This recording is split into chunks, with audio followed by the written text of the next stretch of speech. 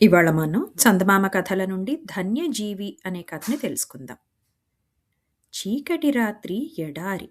ఊరుకా ఇసుక బయలు చాలా దూరం. యూసఫ్ నిదిరిస్తున్నా తెరచే ఉంది గుడారపు ముఖద్వారం.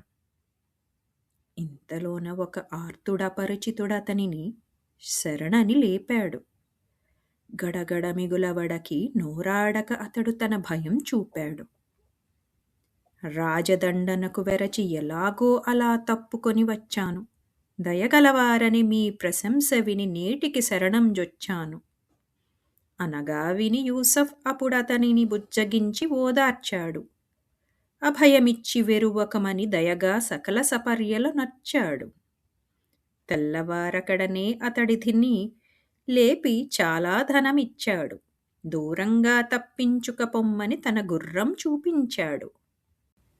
వెలుగు వెలుగుతో వెలిగినటులనే ఒక మనుజుని హృదయ ఔదార్యం వెలుగుతుంది మరి.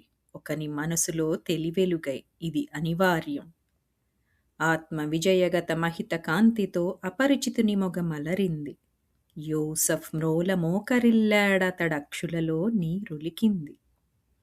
దేవా, నీ కొడుకును మడియించిన హంతకుడిబ్రహింను నేనే అని పశ్చాత్తాపార్త చిత్తుడై అపరిచితుడు పడియనగానే, అబ్బాయి, అట్లయితేలే మరి 3 రెట్ల ధనమిదిగై కొని వెళ్ళు వెళ్ళు దూరంగా మళ్ళా తిరిగి రాకు ఇటు ఎప్పటికిని అని యూసఫ్ పగసెగలు చంపుకొని అతని నెచటికో అంపాడు. ధన్యుడు జగతిని తన అపకారికి ఉపకారం చేసేవాడు. ఇదండి వాల్టి మన కథ. మళ్ళీ ఇంకొక కొత్త కథతో మీ ముందుంటాం. అంతవరకు సెలవా మరి.